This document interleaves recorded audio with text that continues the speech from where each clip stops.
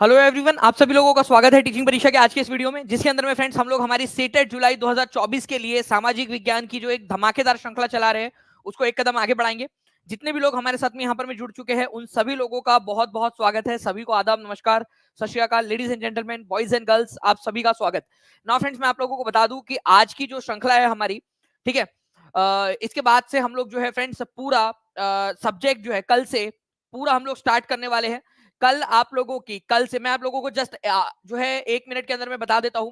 आपको पता है फ्रेंड्स कि एक यूपीएससी का पेपर आ गया था बीच के अंदर में, काफी सारे बच्चे उसके अंदर में भी वो भी अटेम्प्ट कर रहे थे, और उसके बाद में कल ईद होने के कारण जो है फ्रेंड्स हमने थोड़ा सा इसके अंदर में बदलाव किया है।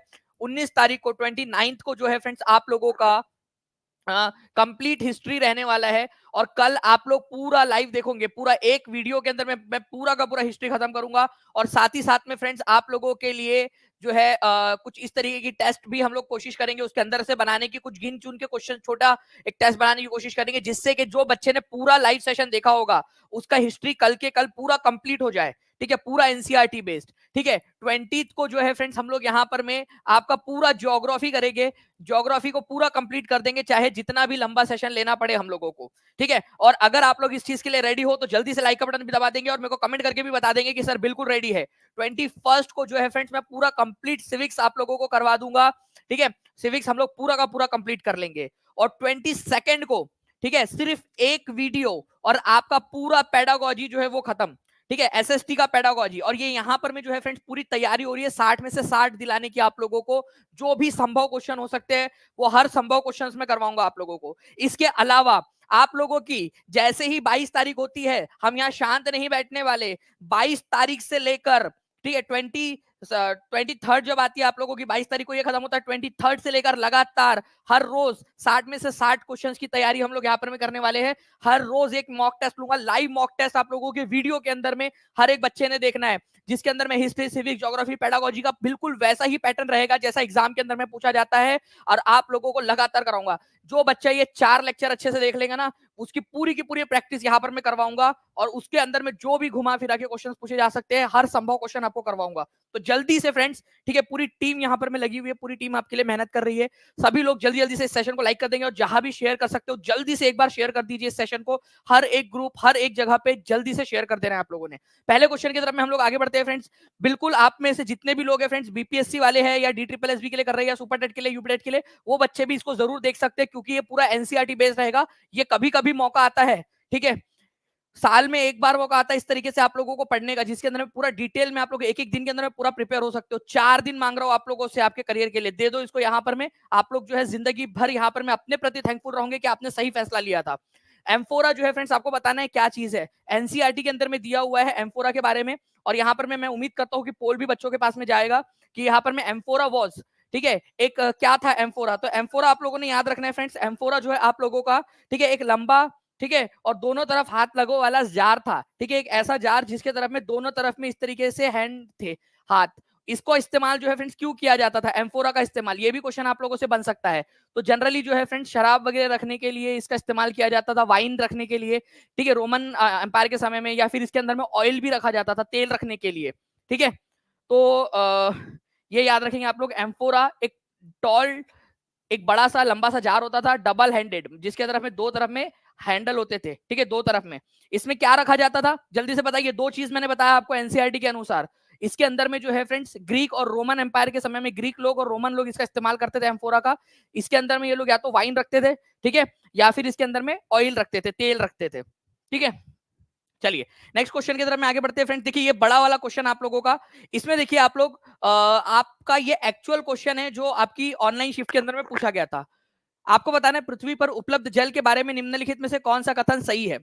Only about 3% of total water in earth is fresh water. पृथ्वी में उपलब्ध जल राशि का केवल 3% ही अलवण जल है। जो सबसे क्लोजेस्ट आंसर रहेगा वो आपको लगाना है। Ocean possesses 90% of the total water on earth. ठीक है, पृथ्वी के ऊपर में जितना भी पानी है उसका 90% जो है वो ओशियन के पास में है। उसके बाद में water on earth is created fresh from atmosphere. वायुमंडल में पृथ्वी पर स्वच्छ जल बनता है, वायुमंडल से जो बारिश होती है उसकी वजह से बनता है। और glacier, river, springs and ponds are source of fresh water. आपको बताना है इनमें से कौन सा वाला जो है फ्रेंड्स पॉइंट सही है आप लोगों का। सबसे पहली चीज आप लोग देखिए, यहां पर में एक ऑप्शन ऐसा है जिसको एलिमिनेट किया जा सकता है बिल्कुल। हमारे पृथ्वी के ऊपर में जितना भी पानी है उसमें 90% नहीं, कितना परसेंट पानी, 97%। ओशियन जितना भी टोटल वाटर है उसका लगभग 97 पॉइंट जो है फ्रेंड्स यहाँ पर में 3%। ठीक है, तो 97% के करीब जो है फ्रेंड्स ये आपका जो है ओशियन में पानी है, खारा पानी है, ओशियन के अंदर में है, ये याद रखना है आप लोगों ने। तो बी यहां पर में आप लोगों का गलत हो जाता है, जहां जहां बी है उसको काट दो आप लोग, सबसे पहली बात। ठीक है, बी को काट दिया आपने। उसके बाद में जो है friends water on earth is created, the water on earth is created fresh from atmosphere, वायुमंडल से पृथ्वी पर स्वच्छ जल बनता है। वायुमंडल से नहीं फ्रेंड्स, आप लोगों का जो है यहाँ पर में जो ग्लेशियर्स है, ठीक है, और जो बारिश होती है, और उसके अलावा ग्लेशियर्स के अंदर में, जमीन के अंदर में फ्रेश वाटर है आप लोगों का। ठीक है, जमीन के अंदर में भी फ्रेश वाटर है, आपको पता है ना, पानी अगर आप जमीन में से निकाल दो तो कई बार आपको फ्रेश वाटर मिलता है, मीठा पानी मिलता है आप लोगों को, तो इसमें से नहीं होगा आपका। बाकी जो है only about 3% of total water, तो अगर आप इसको 97% मान लो नियरली, ठीक है, क्योंकि ऑप्शन में से ही आपको आंसर लगाना था जो सबसे क्लोज हो। ठीक है, तो करीब जो है 2.7% है, लेकिन हम लोग जो है इसको नियरली 3% मान सकते हैं। तो अबाउट बोला है ना यहाँ पर में, अबाउट का मतलब होता है नियरली। ठीक है, तो अबाउट 3%, 2.7% है, अबाउट 3% हम इसको मान सकते हैं जो अलवण जल है, फ्रेश वाटर है आपका। और ग्लेशियर, रिवर, स्प्रिंग्स, पॉन्ड्स, इनके अंदर में जो है फ्रेंड्स आप लोगों का क्या है, ठीक है, पीने योग्य पानी आप लोगों को मिलता है, साफ पीने योग्य पानी, सोर्स ऑफ फ्रेश वाटर, जो जल है पीने योग्य पानी, ठीक है, स्वच्छ जल का ही स्रोत है। तो आंसर इसका ऑप्शन नंबर डी हो जाएगा। तो देखिए एक इमेज आपको दिखाता हूँ यहाँ पर मैं। तो अबाउट 97% पानी जो है वो ओशियन में है, 97% पानी, तो बी को आप एलिमिनेट कर दिए थे, ये समझ में आ गया आप लोगों को। फिर जो बच गया है लगभग 3% पानी जो है वो फ्रेश वाटर है। देखो 2 पॉइंट से आप लोगों का क्वेश्चन ही खत्म हो गया ये वाला। एग्जामिनर चाहता था कि आप थोड़ा सा माइंड लगाए अपना। ठीक है, इसके अलावा जो है फ्रेंड्स आप लोगों को बता दूं कि जो हमारे पास में फ्रेश वाटर अवेलेबल है, ठीक है, जितना भी फ्रेश वाटर अवेलेबल है उनका जो सोर्स है वो है आपके रिवर, नदियां, ठीक है, पॉन्ड्स, जो आपके तालाब, झील वगैरह है, स्प्रिंग्स है आप लोगों के, या ग्लेशियर जो बर्फ हिमखंड है वो आप लोगों के क्या है, ठीक है, स्वच्छ पानी या जो फ्रेश वाटर है आप लोगों का, अलवण जल, उसके सोर्स है, ये याद रखेंगे आप सभी लोग। और जो पानी सॉल्टी वाटर है समुद्र के अंदर में, वो खारा क्यों है, खारा पानी खारा क्यों है, क्योंकि उसके अंदर में आपको सोडियम क्लोराइड मिलेगा। क्या है, समुद्र के अंदर में समुद्र का पानी खारा क्यों है, समुद्र का पानी खारा इसीलिए है क्योंकि उसके अंदर में सोडियम क्लोराइड है, सोडियम क्लोराइड को NaCl लिखते हैं। ये यही सोडियम क्लोराइड है जो आप नमक आपका खाने में खाते हो आप लोग, नमक के, ठीक है, नमक के रूप में आप लोग। ठीक है, चलिए चलिए आगे बढ़ते हैं हम लोग यहाँ पर में हमारे फ्रेंड नेक्स्ट क्वेश्चन की तरफ में। आपको बताना है निम्न में से कौन सा ऊर्जा संसाधन भारत में अधिकतर कारखानों या फैक्ट्रियों में प्रयोग में लाया जाता है। एनसीईआरटी आधारित प्रश्न है आपका, जल्दी जल्दी बता दीजिए। 600 के करीब जो है फ्रेंड्स लाइक्स कर दिया आप लोगों ने, 900 से ज्यादा बच्चे यहाँ पर में जुड़ चुके हैं। जल्दी जल्दी से ऐसे ही आप लोग सेशन को लाइक एंड शेयर करते रहेंगे, और कल डॉट 5 बजे सभी लोगों ने आ जाना है, पूरा हिस्ट्री में आप लोगों का कंप्लीट कर दूंगा आप लोगों को। ठीक है,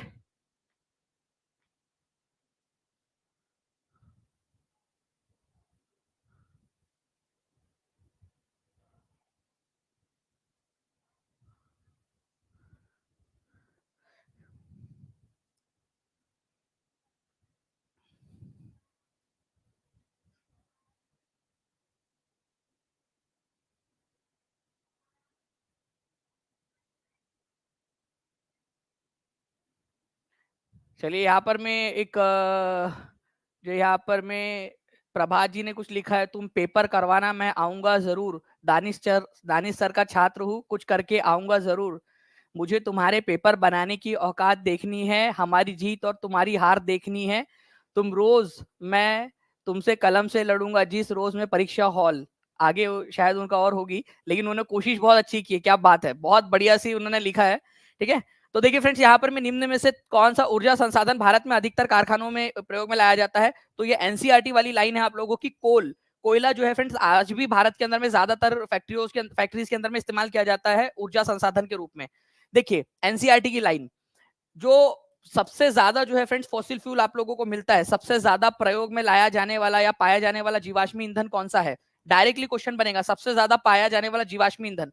जीवाश्म का मतलब क्या होता है, जीव के अश्म, मतलब जो पुराने समय में कोई जीव होंगे या फिर पेड़ पौधे होंगे उसके जो अवशेष बच गए हैं, उससे जो ऊर्जा बनी है उसको जीवाश्म बोलते हैं, फॉसिल।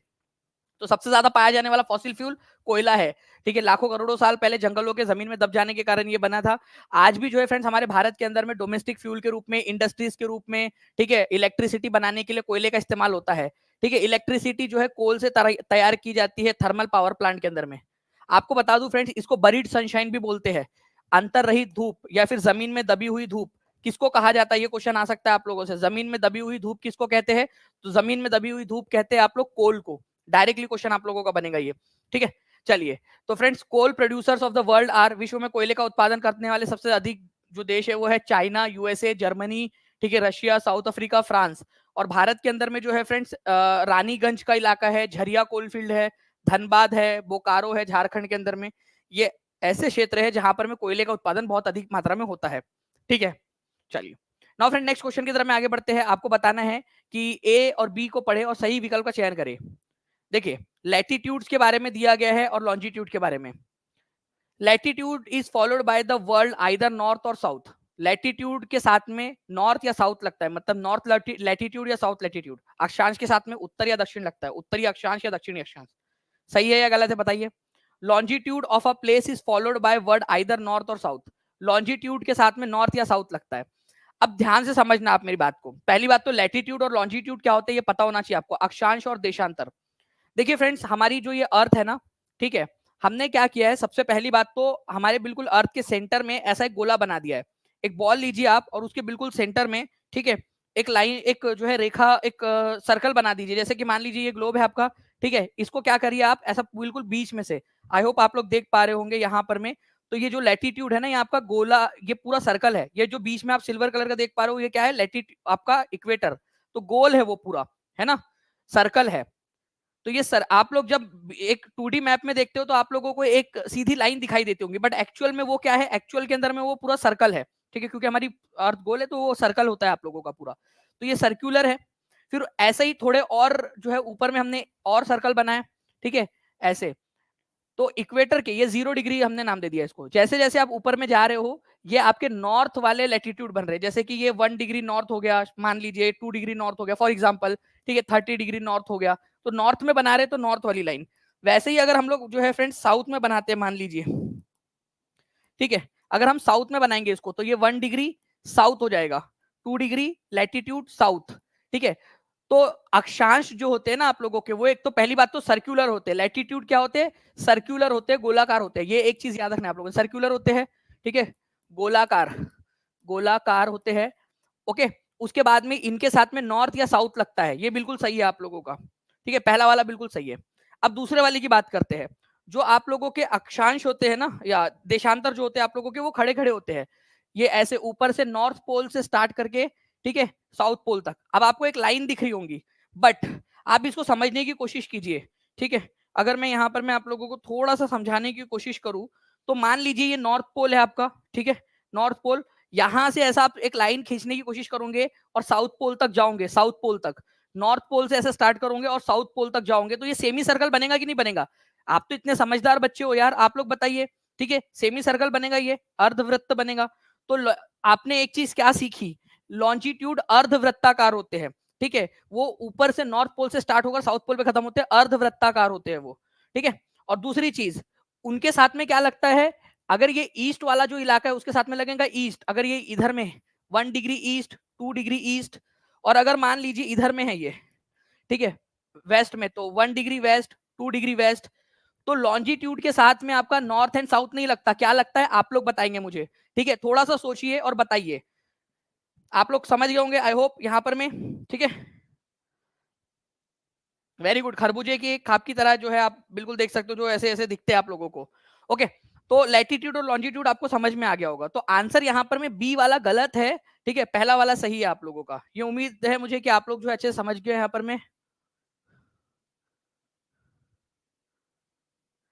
चलिए, बहुत बढ़िया। यहाँ पर मैं आराधना कुमारी बोल रहे, थैंक यू सर, मुझे आज सक्सेस किट मिल गया। तो सक्सेस किट मिलना जो है फ्रेंड्स स्टार्ट हो गया, बहुत सारे बच्चों को मिल चुका है, सभी को कांग्रेचुलेशंस। और जिनको नहीं मिला है वो वेट कीजिए, आप लोगों तक भी जो है वो जल्द से जल्द पहुंच जाएंगी। जिन लोगों ने फॉर्म नहीं भरा है वो लोग जो है फ्रेंड्स, वो जो वीडियो है टीचिंग परीक्षा के यूट्यूब चैनल पर, वो वीडियो जरूर देख लीजिएगा। टीचिंग परीक्षा के चैनल पर जाकर सब्सक्राइब कर लीजिए, चैनल में चले जाइए, वहां पर मैं आप लोगों को दिख जाएगा, ठीक है। तो आंसर क्या होगा इस पर्टिकुलर क्वेश्चन का, ठीक है, ये गलत है आप लोगों को, तो आंसर होगा ओनली ए। ठीक है, 1:2 या ओनली 1:2। तो ये जो इक्वेटर है आपका और जो बाकी के लैटिट्यूड है, इनको पैरेलल ऑफ लैटिट्यूड या फिर समांतर समानांतर अक्षांश बोलते हैं। ठीक है, लैटिट्यूड गोलाकार होते हैं या अर्ध गोलाकार होते हैं? ठीक है, गोलाकार होते हैं, ये याद रखना है। हमारे बिल्कुल दोनों ऊपर में और नीचे में बीच वाला जो है वो लैटिट्यूड कौन सा है? बीच वाला। ठीक है, सबसे बड़ा अक्षांश, ठीक है, वो है आपका भूमध्य रेखा। कैसे? देखिए यहां पर में अगर आप लोग इसको मान लीजिए, ये आप लोगों का जो है बीच वाला सर्कल है, तो ऑब्वियस सी बात है कि बीच वाला सर्कल ज्यादा बड़ा होगा, जैसे जैसे ऊपर की तरफ में जाओगे वैसे वैसे छोटा होता जाएगा। ये यहाँ देखिए आप लोग, ये वाला जो सर्कल है ये सबसे बड़ा होगा क्योंकि बीच में है ये। और देखिए जैसे जैसे आप लोग ऊपर पोल की तरफ में जा रहे हो, सर्कल छोटा छोटा होता जा रहा है ना, सर्कल छोटा छोटा होता जा रहा है। तो इस तरीके से सबसे बड़ा अक्षांश या सबसे बड़ा लैटिट्यूड कौन सा है, ये भी क्वेश्चन हमने अभी सीखा। ठीक है, क्वेश्चन में नहीं था लेकिन हमने अभी सीखा। क्या सीखा? सबसे बड़ा अक्षांश कौन सा है? सबसे बड़ा अक्षांश आप लोगों का भूमध्य रेखा है, इक्वेटर है, सबसे बड़ा लैटिट्यूड। उसके बाद में ये देखिए आप लोग यहां पर में,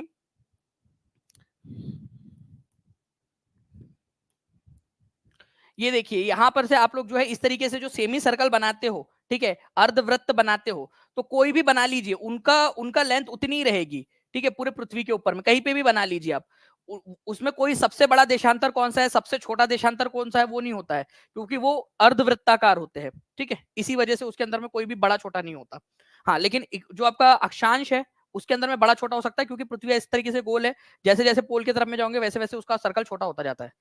ठीक है, लैटिट्यूड के साथ में नॉर्थ साउथ लगता है, लॉन्जिट्यूड के साथ में क्या लगता है, नॉर्थ साउथ लगता है या ईस्ट वेस्ट लगता है? जल्दी बताइए आप लोग यहाँ पर में। सक्सेस किट बहुत अच्छी है सर, मोटिवेशन लेटर पढ़कर बहुत अच्छा लगा, बहुत एनर्जेटिक। चलिए, कितने लोगों ने पढ़ा है वो लेटर? ठीक है,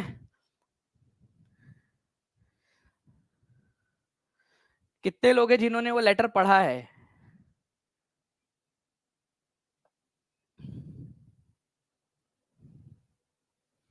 चलिए, जितने भी लोगों ने पढ़ा है, ठीक है, उनको मुझे उम्मीद है कि आपको पसंद आया होगा। अगर पृथ्वी के बराबर देशांतरी विस्तार के साथ 24 समय क्षेत्रों में विभाजित किया जाता है तो प्रत्येक क्षेत्र के देशांतर को कितना घेरेगा? देखिए देशांतर मैंने अभी आपको बताया कि ये जो खड़ी वाली लाइन होती है आप लोगों की, ठीक है, ये जो खड़ी वाली लाइन होती है इस तरीके से, उसको आप देशांतर बोलते हो। ठीक है, तो अगर आप पूरा का पूरा सर्कल में, ठीक है, आप जो है 24 क्षेत्रों में बांट दो, 24 इसके अंदर में 360 डिग्री होती है टोटल पूरा एक सर्कल में, तो 24 क्षेत्रों में बांट दोगे तो हर एक जो है हर दो देशांतरों के बीच की दूरी कितनी होगी, कितना डिग्री होगी? 15 डिग्री होगा।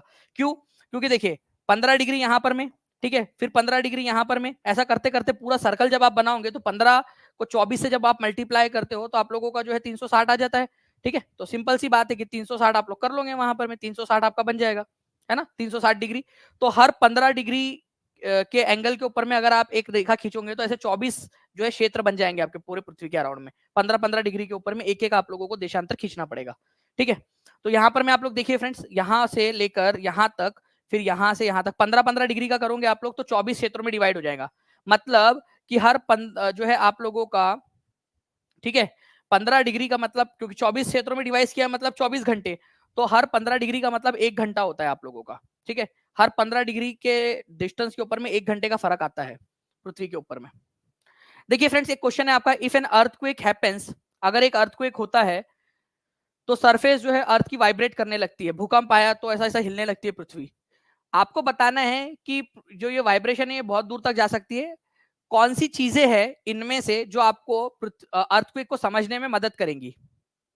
आपको ऑप्शन एलिमिनेट करना है। देखिए अगर मैं बात करूं यहां पर मैं आप लोगों के जो है इसकी मेंटल की, तो मेंटल जो है फ्रेंड्स ये क्या चीज है आप लोगों का? पृथ्वी की जो परतें है, सबसे ऊपर वाली को क्रस्ट बोलते हैं, ये जो बीच वाला है इसको मेंटल कहा जाता है, और सबसे अंदर वाला जो है उसको कोर कहते हैं, इसको कहते हैं कोर, और इसको कहते हैं मेंटल। ठीक है, बीच वाले को, और सबसे ऊपर वाले को परपटी कहते हैं। तो मेंटल ये तो आएगा नहीं, इसमें से एलिमिनेट कर दो इसको। अर्थक्वेक को समझने में मेंटल का कोई रोल नहीं है उसमें।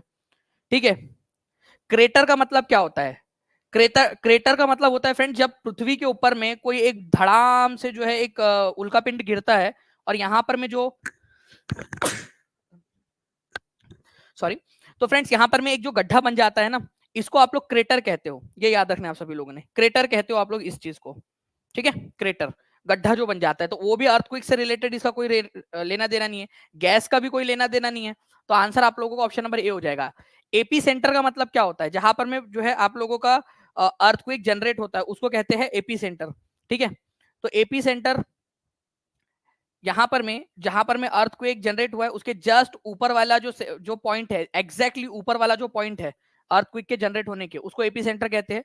जहां पर में अर्थक्वेक जनरेट हुआ है यहां पर में, ये देख सकते हो आप लोग इस पॉइंट के ऊपर में, उसको कहा जाता है आप लोगों का फोकस। ठीक है, फोकस कहते हैं उसको आप लोग। ठीक है, उद्गम केंद्र, जहां पर में भूकंप जनरेट हुआ। और भूकंप कैसे जनरेट होता है, ध्यान से देखिए आप लोग, ये जो है ना, ये टेक्टोनिक प्लेट्स है जो आपस में एक दूसरे के ऊपर में ऐसे चढ़ रही होती है। तो कभी कभार क्या होता है, उनमें फॉल्ट जनरेट हो जाता है, वो वहां पर में एकदम से स्लिप हो जाती है अचानक से। ठीक है, या वहां पर में वाइब्रेशन क्रिएट हो जाता है जिसकी वजह से वो भूकंप की तरंगे जनरेट होती है। तो जहां पर में भूकंप की तरंगे जनरेट होंगी, ठीक है, उस केंद्र को कहेंगे हम लोग एपी सेंटर। आप लोगों का फोकस कहेंगे उसको, अधिकेंद्र या उद्गम केंद्र। उद्गम केंद्र, और उसके जस्ट ऊपर वाली जो जगह रहेगी, जस्ट 90 डिग्री ऊपर में उसके, उसको कहा जाएगा एपी सेंटर आप लोगों का। ठीक है, एपी सेंटर, अधिकेंद्र। ठीक है, तो जहां फोकस है, जहां पर में जनरेट हुआ, उसको क्या कहेंगे आप लोग, जहां जनरेट हुआ उसको कहेंगे फोकस। ठीक है, इसको कहेंगे फोकस। फोकस, या फिर आप लोग इसको क्या कहोगे, उद्गम केंद्र आप लोगों का। ठीक है, उद्गम केंद्र। उद्गम केंद्र जहां पर में जनरेट हुआ है, एपी सेंटर उद्गम केंद्र के 90 डिग्री डायरेक्ट ऊपर के अंदर में, उसको कहते हैं अधिकेंद्र। ठीक है, अधिकेंद्र, अधिकेंद्र। ठीक है, तो आप लोग यहाँ पर में ऑप्शन में देखिए, एपी सेंटर मतलब एग्जैक्टली उसके ऊपर में। प्लेट बाउंड्री के बारे में आपको पढ़ना चाहिए, प्लेट बाउंड्री, क्योंकि मैंने अभी आपको बताया ना, टेक्टोनिक प्लेट्स जो होती है वो एक दूसरे के ऊपर में स्लिप हो रही है, टेक्टोनिक प्लेट्स या प्लेट बाउंड्री जिसको कहते हो आप लोग। तो ये इसके बारे में आपको पता होना चाहिए, क्योंकि इससे क्या होता है, आपको पता चलेगा कि कहां कहां पर में प्लेट बाउंड्रीज है जहां पर में भूकंप की तरंगे जनरेट हो सकती है। ठीक है, तो ये आपको पता होना चाहिए अगर आप भूकंप के बारे में अच्छे से जानना चाहते हो तो। सिस्मोग्राफ जो है फ्रेंड्स, वो मशीन है जो आप लोगों को ये पता करके देता है कि भूकंप जो है कितनी तीव्रता का आया था। ठीक है, तो सिस्मोग्राफ एक ऐसी मशीन जो ये पता करता है कि भूकंप कितनी तीव्रता का आया था। तो भूकंप की तीव्रता नापने के लिए हम सिस्मोग्राफ का इस्तेमाल करते हैं। तो AP centre, seismograph, plate boundary, ये सारी चीजें आप लोगों की भूकंप को समझने में मदद करने वाली टर्मिनोलॉजीज है। बाकी आप लोगों ने ये इनमें से एलिमिनेट किया था, इनमें से ये नहीं होता है करके। ठीक है,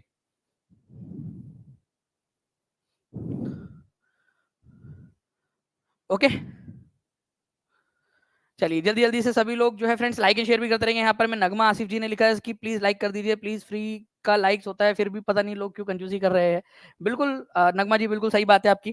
ठीक है, चलिए, तो एपी सेंटर और ये सारी चीजें आप लोगों को समझ गई होंगी आप लोगों को। ओके, चलिए, फोकस मतलब जहां पर में आपका भूकंप जनरेट हुआ है, और उसके एग्जैक्ट ऊपर वाले पॉइंट को क्या कहते हैं आप लोग बताएंगे अभी मेरे को। फोकस वह स्थान है जहां पर में अर्थक्वेक जनरेट होता है, ऑकर होता है। अधि जो है आप लोगों का उद्गम केंद्र, उद्गम केंद्र से, ठीक है, आपको बताना है कि उद्गम केंद्र तो ये हो गया। एपी सेंटर किसको कहती है, एपी सेंटर कहां पर में होता है, ये आप लोग कमेंट करके बता दीजिए। तीन प्रकार की अर्थक्वेक की वेव्स होती है, तीन प्रकार की। एक होती है पी तरंगे, जिसको अनुदैर्ध्य तरंगे कहते हैं, पी वेव्स, ये आपका जोड़ियां मिलाने के फॉर्म में आ सकता है। पी वेव्स मतलब लॉन्जिट्यूडिनल वेव्स।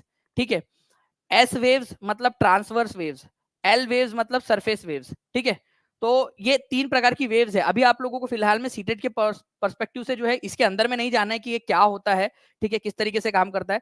लेकिन जो आप लोगों की जो है फ्रेंड्स यहाँ पर में ये जो तरंगे आप लोगों की सरफेस वेव्स, एल वेव्स, ये सबसे ज्यादा खतरनाक होती है आप लोगों की। देखिए इस तरीके से ये होती है, इस तरीके से चलती है ये, इस वजह से।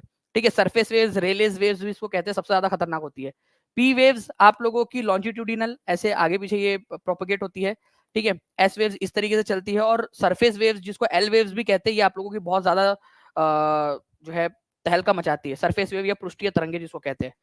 तो तीन प्रकार की वेव्स है, तीनों अक्षर लिख दो एटलीस्ट, कम से कम आज अक्षर लिख दो आप लोग, एक एक करके याद भी हो जाएगा आप लोगों को, बट आप एटलीस्ट लिख तो दो कि कौन कौन से प्रकार की वेव्स है आप लोगों की। ठीक है, तो आप लोगों ने लिख दिया पी वेव्स, एस वेव्स और एल वेव्स। ठीक है, P waves, S waves, L waves. Now friends, पृथ्वी से चंद्रमा का केवल एक ही भाग दिखाई देता है, क्यों? और आप लोगों के पास में पोल जो है फ्रेंड्स यहाँ पर मैं आ चुका होगा, आप लोग जल्दी से पोल के अंदर में आंसर कर दीजिए। ठीक है, PSL, बहुत बढ़िया आप लोग लिख रहे हो फ्रेंड्स। एटलीस्ट ये लिख दीजिए, मैं आप लोगों को आगे में याद भी करवा दूंगा सारा का सारा। और 1000+ लाइक्स के लिए बहुत बहुत शुक्रिया। ठीक है, 1000+ लाइक्स आप लोगों ने कर दिए है, और ये पूरा का पूरा श्रेय आप लोगों को जाता है फ्रेंड्स। ठीक है, देखिए बताइए जल्दी से इस पर्टिकुलर क्वेश्चन का आंसर क्या होगा। तो मैं पोल के अंदर में देखूं यहाँ पर मैं तो 80% से ज्यादा लोगों ने जो है फ्रेंड्स अब तक सही आंसर दिया है।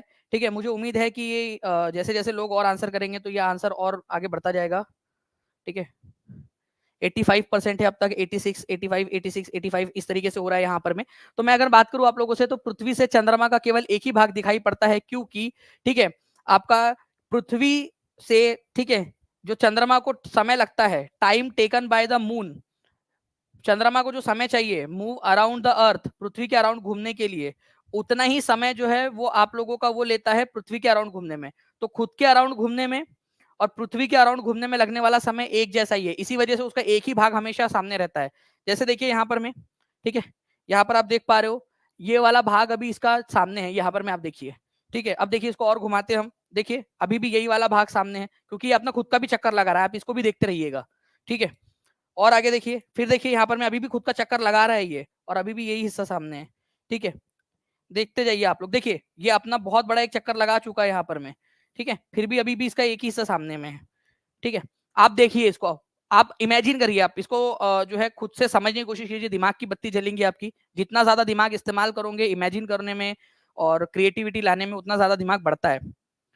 तो खुद का एक चक्कर लगा रहा है वो, और पृथ्वी का जो चक्कर लगा रहा है उसमें उसको उतना ही समय लग रहा है, तो एक ही साइड उसका सामने रह रहा है पृथ्वी के। ठीक है, तो पृथ्वी के अराउंड घूमने में और खुद के अराउंड घूमने में लगने वाला समय समान होता है, इसी वजह से चंद्रमा का एक ही भाग दिखाई देता है आप लोगों को। इसके ऊपर में जो है फ्रेंड्स आप लोगों से जो है ना स्टेटमेंट और रीजन वाले क्वेश्चन भी पूछे जाते हैं। ठीक है, मैं अभी आप लोगों से बता दूं कि आप लोगों से जो है फ्रेंड्स इसके ऊपर में बेस एक स्टेटमेंट वाला क्वेश्चन आया था, वो भी आपको दिखा देता हूं मैं। जो खगोलीय पिंड और उनकी गति का अध्ययन करते हैं उन्हें खगोल शास्त्री कहा जाता है। ऐसे लोग जो सेलेस्टियल बॉडीज का अध्ययन करते हैं उनको एस्ट्रोनॉमर्स कहते हैं। आर्यभट्ट एक प्रसिद्ध भारतीय खगोल शास्त्री थे जिन्होंने कहा था चंद्रमा और ग्रह परावर्तित सूर्य के प्रकाश के कारण चमकते हैं। ठीक है, आर्यभट्ट ने कहा था, ठीक है, कि मून और प्लैनेट जो है वो चमकते हैं क्योंकि वो सनलाइट को रिफ्लेक्ट करते हैं, सनलाइट की वजह से चमकते हैं। बताइए।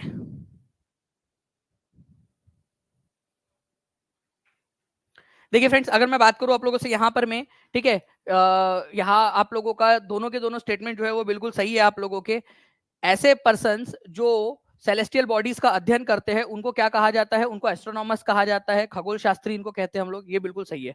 ठीक है, उसके बाद में आर्यभट्ट जो है फ्रेंड्स आज से करीब 1500 साल पहले हुए, और इन्होंने बताया था कि जो चंद्रमा है वो चमकता क्यों है, क्या उसके पास में खुद का कोई रोशनी है, नहीं। ठीक है, उसके ऊपर में जब सूरज की किरणें पड़ती है तो सूरज की किरणों को परावर्तित करता है, रिफ्लेक्ट कर देता है, इसी की वजह से वो चमकता है। और बाकी के जो प्लैनेट्स है जो चमकते हुए हमको दिख रहे हैं वो भी उसी वजह से चमक रहे हैं, जैसे कि चंद्रमा चमकता है परावर्तन के कारण। तो बिल्कुल सही बात है, आर्यभट्ट ने हमको 1500 साल पहले बता दिया था ये बात। ठीक है, तो आंसर इज सी।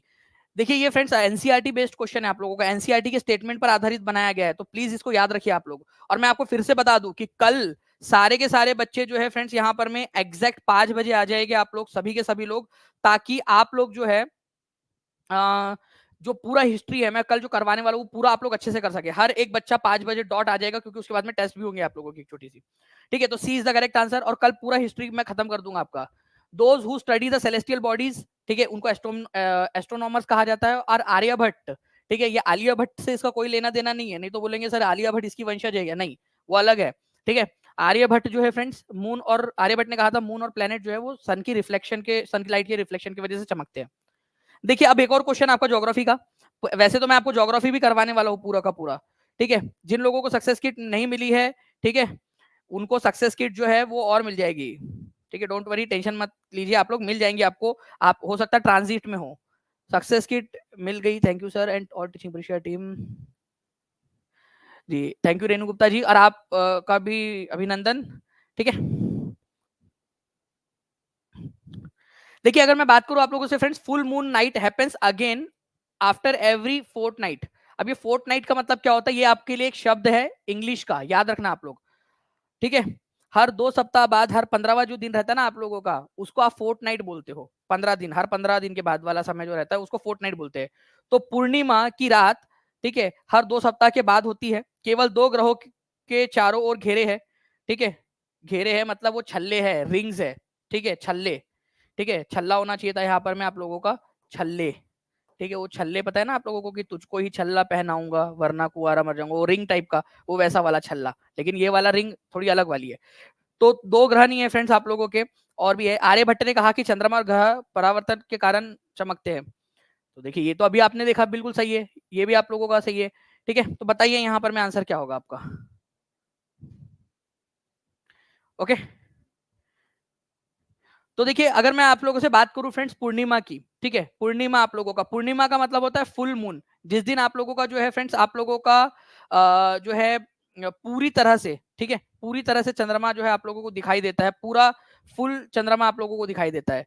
तो ये आप लोगों का केवल एक दिन होता है, ठीक है, पूर्णिमा, ठीक है, महीने में फुल मून या पूर्णिमा जिसको आप लोग कहते हो, वो महीने में एक बार होती है, हर फोर्टनाइट नहीं होती है, ठीक है, once in a month, once in a month, ठीक है, महीने में केवल एक बार पूर्णिमा आती है आप लोगों की।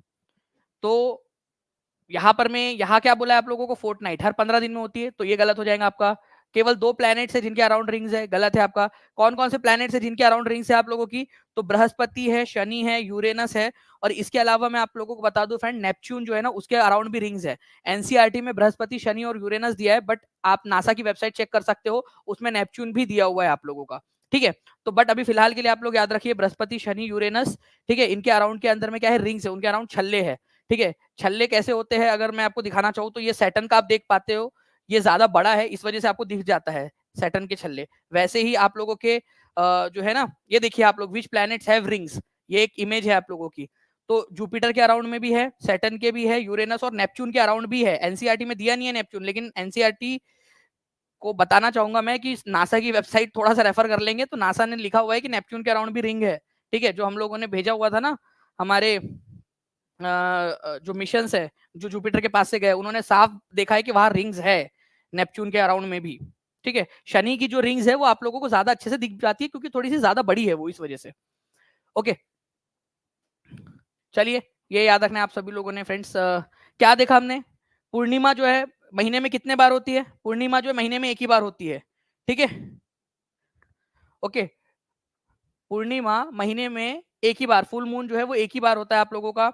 केवल दो ग्रहों के पास छल्ले नहीं, कम से कम जो है वो तीन, एनसीईआरटी तीन बोल रहा है और मैं आपसे बता रहा हूँ कि चार के पास में, तो कम दो से ज्यादा ही है, ठीक है। तो ये एलिमिनेट हो जाता है आप लोगों का। और आर्यभट्ट ने कहा था कि चंद्रमा और ग्रह परावर्तित सूर्य के प्रकाश के कारण चमकते, ये बिल्कुल सही है, तो आंसर इसका ऑप्शन नंबर सी हो जाएगा, ठीक है। चलिए नेक्स्ट क्वेश्चन की तरफ में आगे बढ़ते हैं हम लोग फ्रेंड्स। यहाँ पर मैं आपको बताना है कि कौन से वाले पर्सन के बारे में बात हो रही है, पहचान कौन वाला क्वेश्चन है। सक्सेस किट कैसे मिलेगा, आपने अभी तक काजल कश्यप जी, आपने मतलब वो वीडियो ही नहीं देखा है। टीचिंग परीक्षा के यूट्यूब के ऊपर में रखा हुआ है वो वीडियो, आप टीचिंग परीक्षा के अंदर में जाइए, लाइव सेशन के अंदर में, उसमें आप देखोगे बिगेस्ट सरप्राइज वाला, तो उसके अंदर में आपको एक वीडियो दिखेगा, उसमें पूरा बताया है कि कैसे आपको मिलेगा success kit. A great scholar of Sanskrit, वो संस्कृत की विद्वान थी। Founded a widow home at Poona to provide shelter to widows, ठीक है। जो विधवा थी उनको विधवा आश्रम उन्होंने स्थापित किया था पूना में, और आज भी उनका विधवा आश्रम चलता है। संस्कृत की विद्वान थी, तो पंडिता रमाबाई की बात हो रही है यहाँ पर में, पंडिता रमाबाई, ठीक है।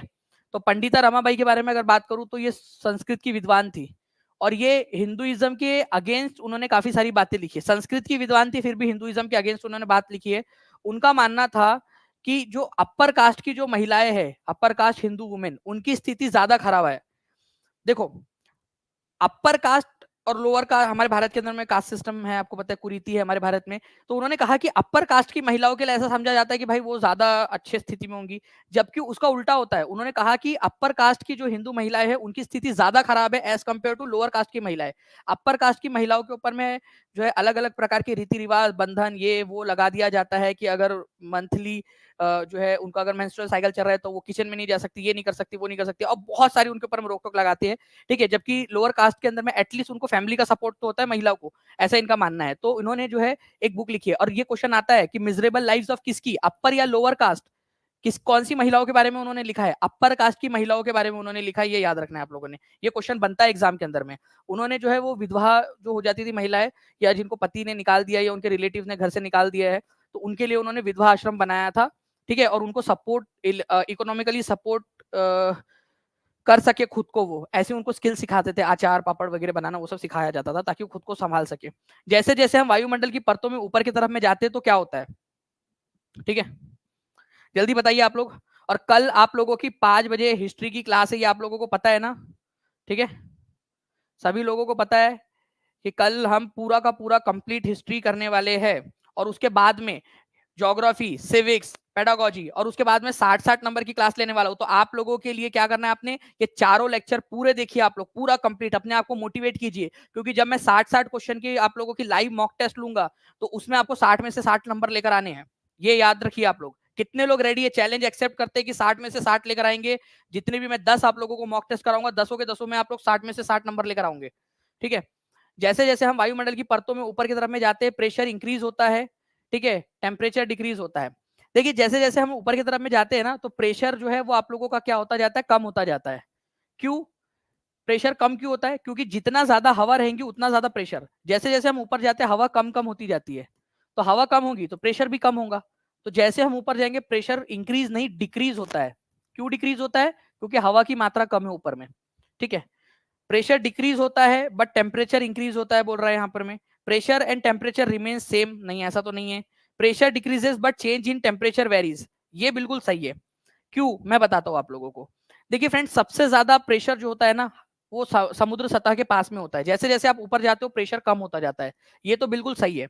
लेकिन जब बात आती है तापमान की, तो जैसे जैसे आप ऊपर की तरफ में जाते हो तापमान कम होता है एक हद तक, मेसोस्फीयर तक।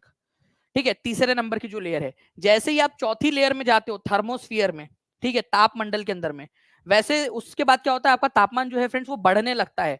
यहां तक जाने पर तापमान जो है वो कम होता है आप लोगों का। ठीक है, ये 80 किलोमीटर तक का जो रेंज है, यहाँ पर में तापमान आपका कम होगा। लेकिन यहाँ से ड्रास्टिकली एकदम से तापमान जो है वो बढ़ने लगता है आपका, ये याद रखना है, थर्मोस्फीयर से। ठीक है, ये एक इंपॉर्टेंट पॉइंट है आपका, कि यहाँ से तापमान बढ़ने लगता है। तो तापमान वेरी होता है, ऐसा नहीं है कि सिर्फ तापमान बढ़ ही रहा है ऊपर जाने पर या कम ही हो रहा है। एक हद तक कम होता है, उसके बाद बढ़ने लगता है। तो सही आंसर क्या होगा यहाँ पर में, आप खुद से देखिए, खुद से पढ़िए आप लोग, डी वाला पॉइंट खुद से पढ़िए, और अगर आप इससे संतुष्ट है जो मैंने अभी आपको बताया, तो आप लोग डी आंसर मार्क कर दीजिए एग्जाम अभी आपका।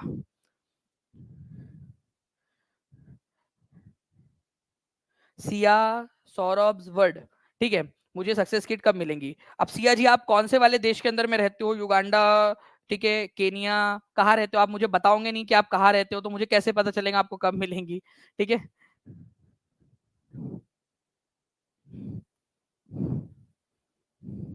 चलिए, आस्था श्रीवास्तव को मिल चुका है और अनुराधा कुमार को भी मिल चुका है। तो जिन जिन लोगों को मिल गया उन लोगों को कॉन्ग्रेचुलेशन, बाकी लोगों को भी मिल जाएगा। ठीक है, सफलता जो है आपका क्या होता है उसको ना, इंतजार का फल मीठा होता है। तो डी जो है इसका आंसर हो जाएगा आप लोगों का। आई होप आप लोगों ने सही से आंसर लगा दिया होगा। तो कल जो है फ्रेंड्स केवल 4 दिनों के अंदर में पूरा पेपर जो है आप लोगों का बनेगा। हिस्ट्री, ज्योग्राफी, सिविक्स, पेडागोजी, पूरा का पूरा हम लोग करने वाले हैं। सामाजिक विज्ञान केवल 4 दिन के अंदर में पूरा का पूरा पेपर यही से बनेगा, आप लोग ये याद रख लीजिएगा। और उसके बाद में फिर मैं आप लोगों की टेस्ट भी करवाने वाला हूँ। ठीक है, तो कल एग्जैक्ट 5 बजे सभी लोग आ जाएंगे। ठीक है, नेक्स्ट क्वेश्चन, ठीक है, मौना किया हवाई जो है आपका, मौना किया हवाई द्वीप के अंदर में मौना किया एक पहाड़ है, ठीक है, जो समुद्र के नीचे है। वो इतना बड़ा है, इतना बड़ा है कि माउंट एवरेस्ट की तुलना से भी अधिक ऊंचा है वो। ठीक है, वो कौन से महासागर में पाया जाता है? ठीक है, तो देखिए मौना किया जो है फ्रेंड्स, इसकी ऊंचाई अगर हम लोग देखेंगे तो ये जो है आपका माउंट एवरेस्ट से भी ज्यादा बड़ा है। ओके, बट है ये समुद्र के अंदर में, इस वजह से हम इसको सबसे ऊंचा पर्वत नहीं मानते। जबकि एक्चुअल में इसकी हाइट गिनेंगे, अगर हम लोग ने सच में जाके उखाड़ के लेकर आ गए जय माहिष्मती करके और उसको जमीन पे लाके रख दिया, तो माउंट एवरेस्ट से भी ऊंचा हो जाएगा वो। ओके, तो माउंट एवरेस्ट जो है 8,848 मीटर है, अप्रोक्सीमेटली 8,850 मान लेते हैं हम लोग अप्रोक्सीमेटली, लेकिन 8,848 मीटर। ठीक है, लेकिन मौना किया जो है फ्रेंड्स 8,000 आपका 10,203 मीटर ऊंचा है, माउंट एवरेस्ट से भी ऊंचा है। लेकिन ये प्रशांत महासागर में जमीन के जो है समुद्र सतह के ऊपर में है, इसी वजह से जो है आपका हम इसको सबसे ऊंचा पर्वत नहीं मानते। ठीक है, जबकि है बेचारा, ठीक है, सबसे ऊंचा। ठीक है, पैसिफिक ओशियन के अंदर में, प्रशांत महासागर में, हवाई आइलैंड के पास में मौना किया। ठीक है, ओके, चलिए, भारतीय इतिहास लेखन के जनक अल बिरूनी किसके साथ भारत आए थे? जल्दी से बता दीजिए आप सभी लोग। भारतीय इतिहास लेखन के जनक अल बिरूनी किसके साथ भारत आए थे? तो ये आए थे आपके, ठीक है, महमूद ऑफ गजनी के साथ में, गोरी के साथ में, ऐबक के साथ में, मोहम्मद बिन कासिम के साथ में। तो महमूद गजनवी के साथ में भारत आया था। अल बिरूनी के बारे में जो जो भी चीजें फ्रेंड्स मैं जल्दी जल्दी से आप लोगों को बता देता हूँ कि अल बिरूनी जो थे आपके, ठीक है, इन्होंने जो पुस्तक लिखी है, जो बुक लिखी है अल बिरूनी ने, उसका नाम है किताबुल हिंद। ठीक है, किताब, ठीक है, किताबुल हिंद। ये पुस्तक कौन सी भाषा में लिखी है उन्होंने, ये क्वेश्चन भी आप लोगों से पूछते हैं। तो किताबुल हिंद जो है फ्रेंड्स, ये लिखी गई थी अरेबिक भाषा में, अरेबिक, ठीक है, अरबी भाषा के अंदर में लिखी गई थी किताबुल हिंद। ठीक है, ये याद रखना है, इंपॉर्टेंट पॉइंट है आपका। नेक्स्ट क्वेश्चन, विच रूलर्स, ठीक है, after being defeated and surrendered were allowed to rule again by Samudragupta. देखिए, तुम्हारे चचा का लड़का था समुद्रगुप्त, ठीक है, बड़ा ही पराक्रमी शासक था। इसको नेपोलियन ऑफ इंडिया भी बोलते हो आप लोग, ठीक है, नेपोलियन ऑफ इंडिया, भारत का नेपोलियन भी इसको कहा जाता है। तो नेपोलियन ऑफ इंडिया जो था, उसने ऐसा उसके जो अभिलेख मिले हम लोगों को, प्रयाग प्रशस्ति, उसके दरबारी कवि हरिसेन ने लिखा था। उसका मानना था कि दक्षिणापथ के जो 12 शासक थे, ठीक है, उन लोगों को समुद्रगुप्त ने हरा दिया था। और हराने के बाद में जब उन्होंने बोल दिया कि भाई हम तो हार गए, माफ कर दो, हमका माफी दे दो, हमसे भूल हो गई, हमका माफी दे दो, तो उन्होंने क्या किया, समुद्रगुप्त ने उनको माफ कर दिया। समुद्रगुप्त का दिल जो है इतना बड़ा था, ठीक है, इतना बड़ा उसका दिल था, ओके, और उसने माफ कर दिया और बोला कि जाओ कर लो राज, माफ किया तुमको। तो मैं आपको जो है फ्रेंड्स यहाँ पर में, अगर हमने जो हमारी स्लाइड्स थी वो ली होती, ठीक है, तो मैं आपको मैप के जरिए भी दिखा दिया होता यहाँ पर में। चलिए कोई नहीं, बट मैं आप लोगों को यहाँ पर मैं बता दूं इस तरीके से, यहाँ पर में, ओके, यहाँ पर में 12 शासक हुआ करते थे दक्षिणाव्रत के, ऐसा माना जाता है। समुद्रगुप्त ने इनको हराने के बाद में इनकी इनकी वापस कर दी थी, इनका इनका राज्य इनको वापस कर दिया था। ठीक है, तो दक्षिणापथ के शासकों को उन्होंने माफ कर दिया था। कितनी थी उनकी संख्या, 12 थी, ओके।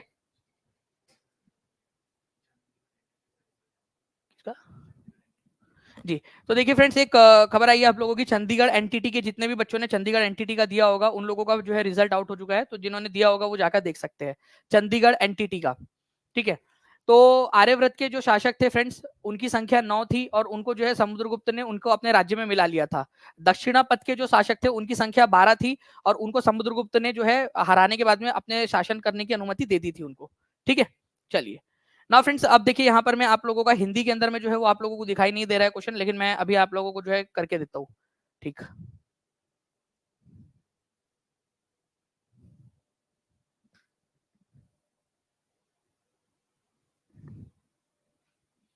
चलिए, होपफुली अब आप लोगों को हिंदी वाले भी क्वेश्चन, हिंदी वाला क्वेश्चन भी दिखाई दे रहा होगा आपको। Which of the following is false about rajas of Mahajanapadas, ठीक है, महाजनपद के राजाओं के बारे में क्या गलत है। उनकी राजधानी वाले शहरों की किलेबंदी की गई, ठीक है, their capital cities were fortified, false बताना है, क्या गलत था महाजनपद।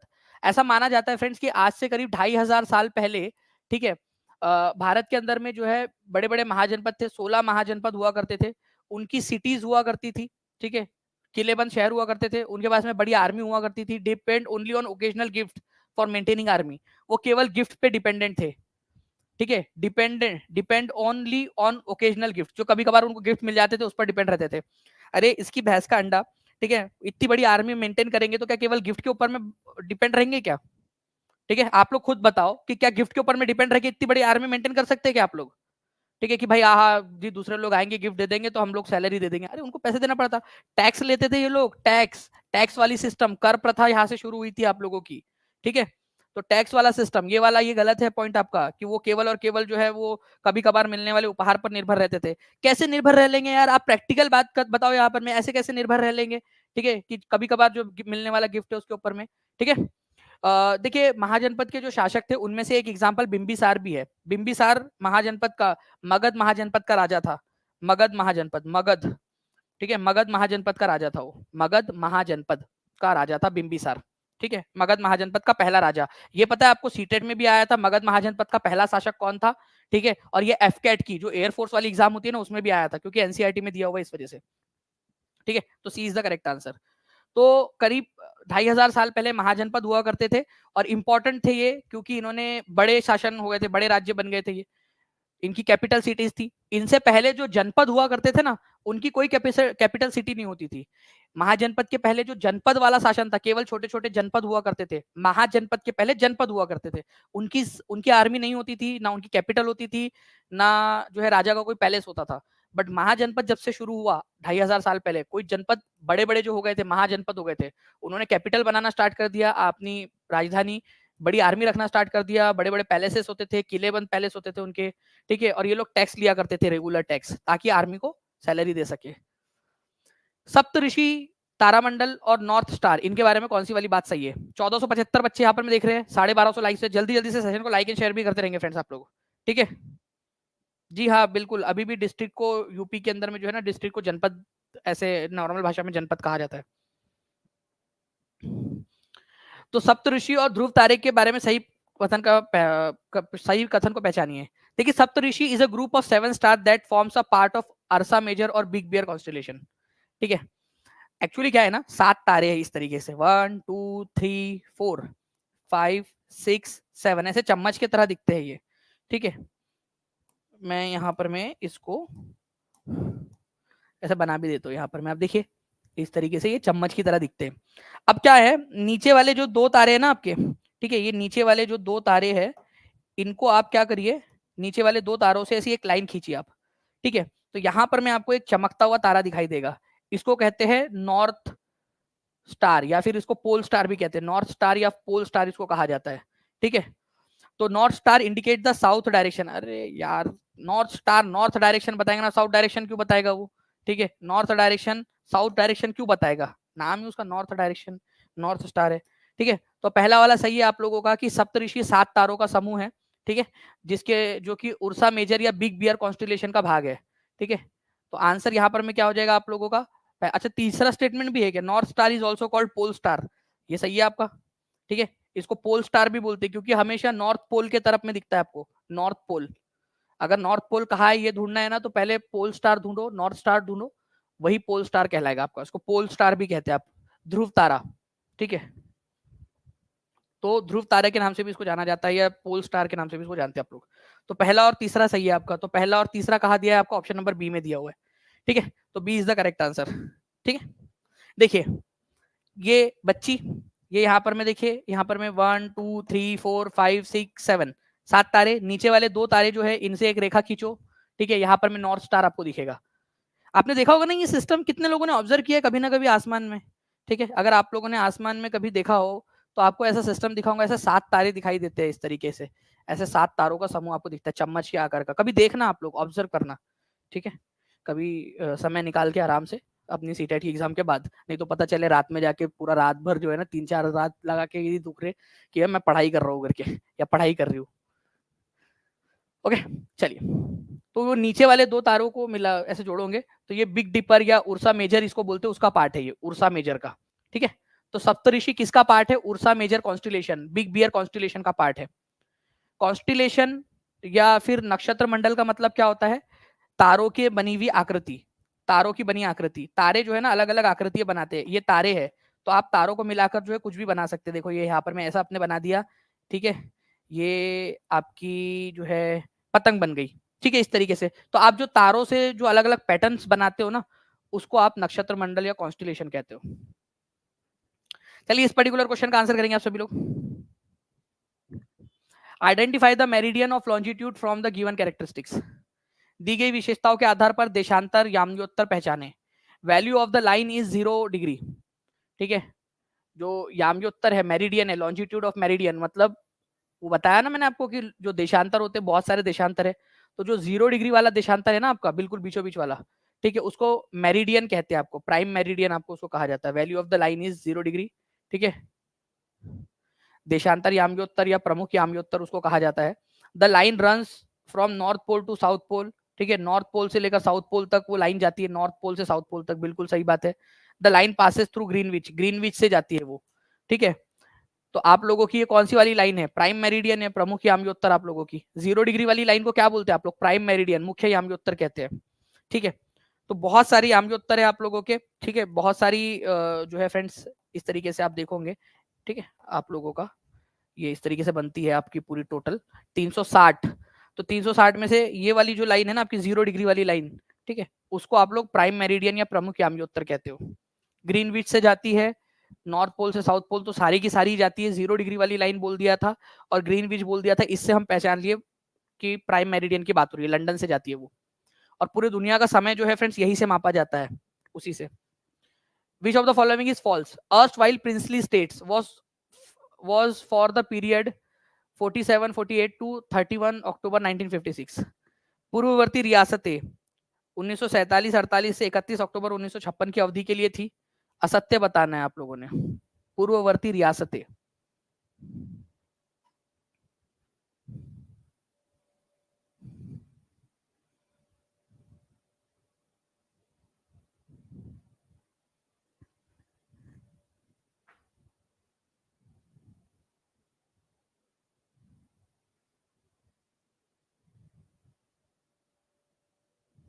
जी। तो देखिए फ्रेंड्स, एक्चुअली हुआ क्या था, मैं आप लोगों को बताता हूँ ये सारी की सारी चीजें, इसका पूरा का पूरा बताता हूँ। हमारे भारत, जब हमारा भारत आजाद हुआ ना, तो आप देखोगे कि ये जो आप लोगों को येलो कलर का एरिया दिख रहा है ना, ठीक है, ये स्टेट्स हुआ करते थे, भारत के राज्य, भारत के जो ऐसे इलाके जहां पर में डायरेक्टली अंग्रेजों का शासन था पहले। और जो ये आप पिंक कलर में देख रहे हो ना, यहाँ पर में किसी ना किसी राजे रजवाड़ों का शासन था। ठीक है, राजे रजवाड़ों का शासन था। तो क्या हुआ कि हमने 1947-48 से लेकर जब हमारा देश आजाद हुआ, तब तक हमने इनको राज करने की अनुमति दी, आजादी के बाद में भी, कि चलो ठीक है तुम राज करते रहो, राजे रजवाड़े रियासत के तौर पर। लेकिन फ्रेंड्स 31 अक्टूबर 1956 को हमने क्या किया, ठीक है, जो रियासतों की इकाई थी उनको खत्म कर दिया हमने, और उनको राज्य में मिला दिया। बोला कि अब कोई रियासत वगैरह नहीं रहेंगी, वो भारत के राज्य रहेंगे केवल। ओके, तो हमने जितनी भी रियासतें थी उनको सबको खत्म कर दिया, और इसी वजह से इनको भूतपूर्व रियासत कहा जाता है। तो भारत के अंदर में रियासत, आजाद भारत के अंदर में जो रियासत थी, ठीक है, वो कब से कब तक, 1947 से 1947-48 में जितने भी भारत में रियासतों का विलय हुआ, तब से लेकर 31 अक्टूबर, ठीक है, 1956 तक हम लोगों ने इनको काम करने दिया वैसे के वैसे ही। और 31 अक्टूबर 1956 को बोला कि सारी रियासतें वाली सिस्टम खत्म। और आज जो आप मैप देख रहे हो ना, जैसे भारत के राज्य वगैरह होते हैं, लगभग उस तरीके का मैप जो है बनना स्टार्ट हो गया भारत का। ठीक है, तो ये याद रखना है आप लोगों ने, जो रियासतें थी आप लोगों की, erstwhile princely state was from 47-48 to 31st October 1956। State reorganisation commission submitted its report in 1956। जो स्टेट रीऑर्गेनाइजेशन कमीशन था आप लोगों का, उसने जो अपनी रिपोर्ट है, ठीक है, 1956 में सौंपी थी। स्टेट रीऑर्गेनाइजेशन कमीशन बनाया कब गया था, ये भी एक क्वेश्चन बनता है आप लोगों का। ठीक है, ये क्वेश्चन बनता है आप लोगों का। तो 1953 में इसको बनाया गया था। ठीक है, ये भी याद रखेंगे आप सभी लोग, कब बनाया गया था, 1953 के अंदर में इसको बनाया गया था। और उसने अपनी रिपोर्ट कब सौंपी, 1956 में, जिसके तहत भारत का जो नक्शा है फिर से बनाया गया राज्यों का। उसके बाद में देखिए 1 अक्टूबर 1959 को न्यू स्टेट्स बना आंध्र, ठीक है, विच subsequently became the Andhra Pradesh. भाई आंध्र प्रदेश जो है ना, कब बना था आप लोगों का, भाषा के आधार पर बनने वाला पहला राज्य आंध्र प्रदेश, 1959 नहीं, पिछले लेक्चर में बताया था मैंने आपको, वो बना था 1 अक्टूबर 1953 को। तो भाषा के आधार पर बनने वाला पहला राज्य आंध्र प्रदेश था। बहुत ही क्वेश्चन है, और जिस बच्चे ने इस क्वेश्चन को अच्छे से देखा है और अच्छे से पढ़ा अभी यहाँ पर में, वो बच्चा आगे बढ़ेगा, ये देख लेना आप लोग। ठीक है, क्योंकि ये बड़ा स्टेटमेंट वाला क्वेश्चन आपका। फिर उसके बाद में 1960 में बाइलिंगुअल स्टेट, ठीक है, मतलब जिसमें मराठी और गुजराती दोनों बोलने वाले लोग रहते थे, महाराष्ट्र, ठीक है, और गुजरात, ऐसे दो इसमें डिवाइड हो गया। वो मराठी बोलने वालों के लिए महाराष्ट्र बन गया, गुजराती बोलने वालों के लिए गुजरात बन गया। तो बॉम्बे स्टेट जो था वो कब डिवाइड हुआ, 1960 के अंदर में। ठीक है, तो ये याद रखना है आप लोगों ने। इसके ऊपर में बेस्ड क्वेश्चन और भी पूछे जाते हैं आप लोगों से, वो भी आपको बताता हूं मैं यहाँ पर। देखिए ये देखिए, ये अभी आपका लेटेस्ट वाला क्वेश्चन जो अभी आया थोड़े दिन पहले एग्जाम में, पिछले वाले एग्जाम के अंदर में आपका। ओके, भाषा के आधार के ऊपर में बनने वाला पहला राज्य आप लोगों का आंध्र प्रदेश था। बाकी इसके बाद में आप देखिए एक स्टेटमेंट दिया है, इसमें बोल रहा है कि 1960 में बाइलिंगुअल स्टेट था एक, बॉम्बे नाम का, वो डिवाइड हो गया, ठीक है, मराठी और गुजराती स्पीकिंग पीपल के बीच में, गुजरात और महाराष्ट्र ऐसे दो राज्य बने। बिल्कुल सही बात है, 1960 में बना था। दूसरा वाला स्टेटमेंट देखिए, 1966 में पंजाब जो है वो डिवाइड हुआ दो स्टेट्स के अंदर में, पंजाबी भाषा बोलने वालों के लिए पंजाब बना, और हिंदी भाषा हिंदी या हरियाणवी बोलने वाले लोगों के लिए हरियाणा बना। तो दो राज्यों में डिवाइड हो गया ये। तो दोनों स्टेटमेंट बिल्कुल सही है। 1960 में बॉम्बे स्टेट डिवाइड हुआ महाराष्ट्र और गुजरात में, और 1966 में पंजाब स्टेट डिवाइड हुआ पंजाब और हरियाणा के बीच में। ठीक है, ऐसे दो बने आप लोगों के। लेकिन दोनों स्टेटमेंट अपने आप में इंडिपेंडेंट है, दोनों भाषा के आधार पर बने थे। ये इसको एक्सप्लेन नहीं करता, ना ही ये इसको एक्सप्लेन करता है, दोनों ही भाषा के आधार पर बने थे। ये भी बाइलिंगुअल भाषा के आधार पर बना था, गुजराती और मराठी, ये भी पंजाबी और हिंदी या हरियाणवी के आधार पर बना। तो पहला स्टेटमेंट क्या बोल रहा है, A and R are true, R explains A. R कैसे ए को एक्सप्लेन करेगा भाई? ठीक है, दोनों के दोनों बने भाषा के आधार पे, इंडिपेंडेंट बने। ठीक है, एक्सप्लेन एक दूसरे को थोड़ी कर रहे हैं वो दोनों। आप खुद से सोचिए, एक दूसरे को एक्सप्लेन कर रहे हैं क्या वो? आप खुद से सोचिए यहाँ पर मैं, आप खुद बताइए, एक दूसरे को एक्सप्लेन कर रहे हैं क्या? नहीं। इसी वजह से जो है फ्रेंड्स, आप लोगों का जो आंसर था और ऑफिशियल आंसर की में भी जो आंसर आया वो आपका दो आया, both A and R are true, but R does not explain A. R जो है वो ए को एक्सप्लेन नहीं करता है, दोनों इंडिपेंडेंट स्टेटमेंट है। और मैंने जब आपको आंसर की बताया था तब भी मैंने बी बताया था, और एक्चुअल जब आंसर की आई, ऑफिशियल आंसर की, उसमें भी आपका जो आंसर है वो दो आया था, आपका सेकंड नंबर का ऑप्शन। तो ये है आपका टीचिंग परीक्षा का यहाँ पर में क्रेडिबिलिटी, कि जो इतना टफ, जो कुछ लोग बोल रहे थे आ ए होना चाहिए, लेकिन मैं फिर भी अड़ा रहा नहीं, आंसर जो है वो बी दो होगा इसका, और ऑफिशियल आंसर की में भी आंसर दो ही आया इसका। ठीक है, तो आप देखिए यहाँ पर में 1960 के अंदर में बाइलिंगुअल स्टेट बना आपका, मराठी और गुजराती भाषा के लिए महाराष्ट्र और गुजरात। 1966 में आप लोगों का जो है फ्रेंड्स पंजाब डिवाइड हुआ, पंजाब और हरियाणा के अंदर में। ठीक है, चलिए देखिए आप लोगों के कुछ पॉइंट्स है। प्राइम मेरिडियन किसको बोलते हैं आप लोगों का? जो अलग अलग देशांतर है ना, नॉर्थ पोल से लेकर साउथ पोल तक, जो आप लोगों के इस तरीके से चारों तरफ ऐसे बने हुए आप लोगों के 360 मेरिडियन, एक एक डिग्री के ऊपर में हमने बनाए हुए। 360 डिग्री होती है तो हर डिग्री के ऊपर में एक एक देशांतर बना है। लेकिन जो 0 डिग्री देशांतर है आपका, 0 देशांतर, इसको प्राइम मेरिडियन बोलते हैं। ये यहाँ पर में ब्रिटेन में ग्रीनविच नाम की जगह, वहां से जाता है ये 0 डिग्री वाला ग्रीनविच। और इसी से जो है फ्रेंड्स क्या हुआ है, अर्थ को दो भाग में बांट दिया हमने। ये ईस्टर्न वाला हेमिस्फीयर, पूर्वी गोलार्ध, और यहाँ पर में पश्चिमी गोलार्ध, वेस्टर्न हेमिस्फीयर। ठीक है, तो एक क्वेश्चन आप लोगों का बनना है यहाँ पर में एक, आप बताइए इसका आंसर क्या होगा? जल्दी से बता दीजिए इस पर्टिकुलर क्वेश्चन का आंसर क्या होने वाला है। और कल आप लोगों को पता होना चाहिए फ्रेंड्स कि कल आप लोगों की पूरी आपकी क्लास है, इंपॉर्टेंट। ठीक है, कल सभी के सभी लोग एग्जैक्ट 5 बजे आ जाएंगे। लिख दीजिए कमेंट के अंदर में कि सर एकदम आ जाएंगे 5 बजे एग्जैक्टली। और जितने भी आपका हिस्ट्री का, जब तक पूरा हिस्ट्री खत्म नहीं हो जाता फ्रेंड्स, तब तक मैं आप लोगों को छोड़ने नहीं वाला हूँ, पूरा का पूरा पढ़ाऊंगा। एक बच्चा भी रहेगा ना तो भी मैं उसको पूरा कंप्लीट करूंगा, जो बच्चा आगे बढ़ेगा यहाँ पर में। ठीक है,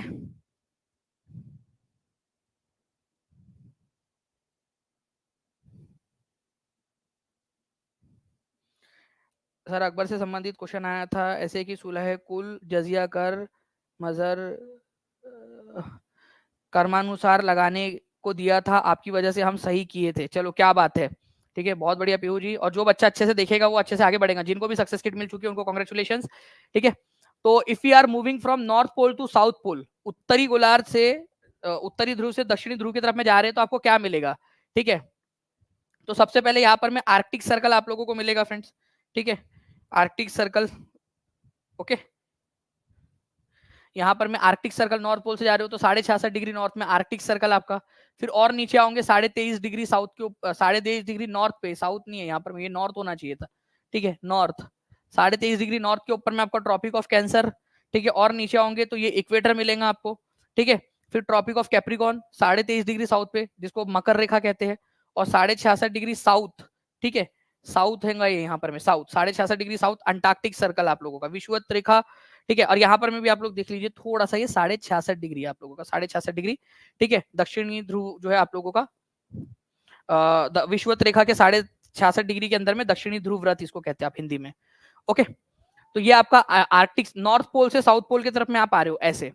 ठीक है, तो क्या आपको मिलेगा बीच में, ये बोल रहा है। तो पहले आर्कटिक सर्कल मिलेगा, फिर कर्क रेखा मिलेगी, फिर भूमध्य रेखा मिलेगी, फिर मकर रेखा, फिर दक्षिणी ध्रुव व्रत, जिसको अंटार्कटिक सर्कल कहते हैं आप लोग।